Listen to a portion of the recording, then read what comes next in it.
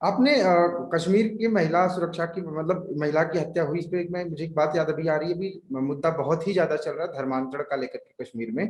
कुछ सिख भाई लोग वहां पे प्रदर्शन कर रहे हैं और वो कह रहे हैं कि उनकी समुदाय की किसी 12 साल की बच्ची का विवाह किसी 45 वर्षीय मुस्लिम से करवा दी गई और गन पॉइंट पे करवाया गया। सबसे जो इसमें नोट करने वाली बात यह है।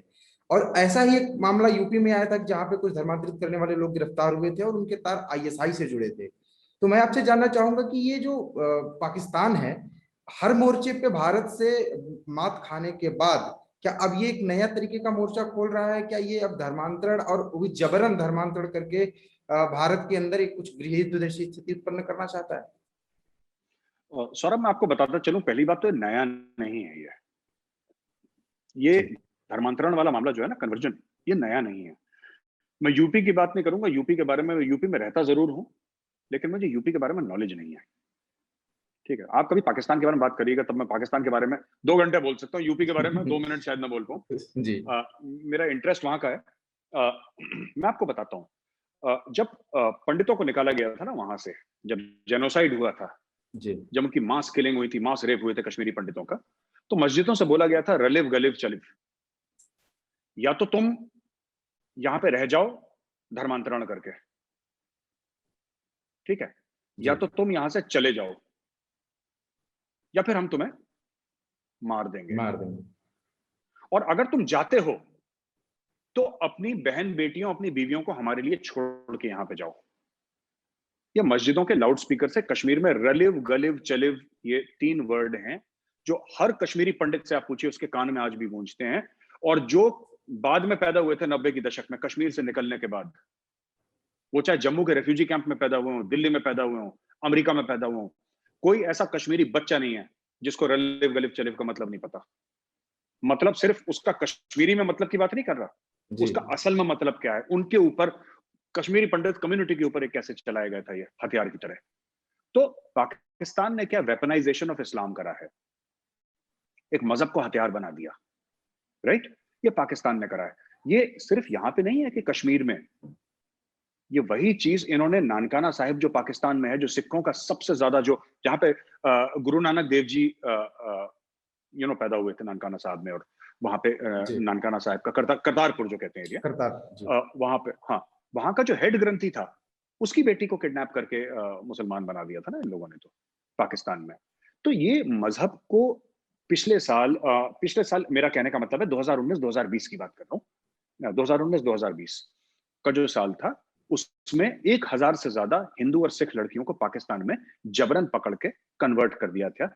अब पाकिस्तान की ह्यूमन राइट्स वॉच जो है, आप उसकी रिपोर्ट इंटरनेट से लीजिए और आपको उसको पता लगेगा कि हर रोज वहां पे केसेस आते हैं, और वहां पे इसको अच्छा माना जाता है।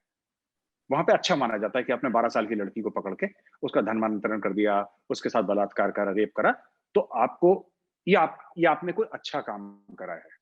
ये वहां पे मानते हैं ऐसा पाकिस्तानी, उनकी जहरियत, मानसिकता ऐसी है सोच कि ऐसी। आपने बच्ची पे, हाँ, सोच ऐसी, आपने 12 साल की बच्ची पे हाथ उठाया तो आप बहुत बड़े मर्द हैं, आपने बहुत गाजी हैं, मुजाहिद हैं, आपने बड़ा काम करा है। बच्चे पे हाथ आपने उठा लिया तो आप बहुत बहादुर हैं। ये उन मेंटालिटी, वही मेंटालिटी ये लोग कश्मीर में डाल रहे हैं। ये रुकेगा थोड़ा ना। ये सिखों पे क्यों अभी क्यों जुल्म कर रहे हैं सिखों पे? हिंदू तो साफ कर दिए वहां से, हिंदू साफ कर दिए। ये जबरदस्ती करवाया गया है।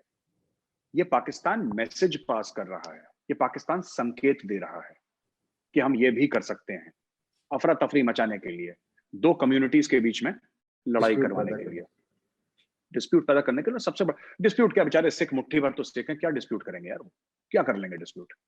पर आपने ऐसा कर दिया। तराल में सिख रहते हैं, साउथ कश्मीर का, जो जहां का बुरहान वानी रहने वाला था ना, तराल का, जी तराल में सिख रहते हैं। और जगह है जहां पे सिखों की पॉकेट है, जहां पे चिट्टी सिंहपुरा का मैसाकर था, वो सिख गांव तो है वो।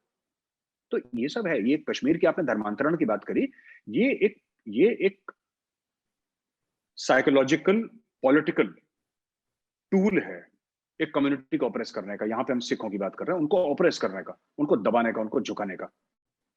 क्योंकि जब आप किसी सिख को मारेंगे ना, ये मानसिकता होती है, ये दिमाग है, ठीक है। जैसे कि जम्मू और कश्मीर पुलिस वाले को आपने करा, तो जब आप किसी सिख को मारेंगे तो सिख डरेगा नहीं। आप सरदार का गला काट देंगे, सरदार डरेगा नहीं। पर जब आप सरदार के घर पे अटैक करेंगे, सिख के घर पे अटैक करेंगे, तो अपने परिवार के लिए हर एक आदमी डरता है, खुद की जान के लिए वो बेखौफ हो जाएगा।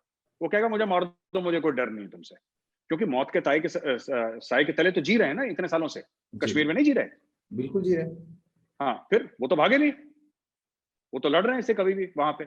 लेकिन आपने किसी की बेटी किडनैप कर ली 12 साल की, अब बाप का सोचिए, आपने उसके बेटी उसने 12 साल की आपने किडनैप कर ली, वो तो बाप अंदर से टूट जाएगा। ये तो तो आप सिखों को वैसे कायरता की आप पराकाष्ठा हो गई। बिल्कुल, आप भाई आपने जो बाप है, कितना भी बहादुर बाप है, मैं कह रहा हूँ, जिस सिख बाप की बेटी गई है उससे पूछो, वो टूट चुका होगा अंदर से, और यही करना चाहते हैं, तोड़ना चाहते हैं अंदर से। That is what they are doing. Namaste. Please remember to subscribe to us and switch on the notifications for this channel. For our other social media links, more content, and to support our work, please visit citti.net. Dhanyavad. Namaskar.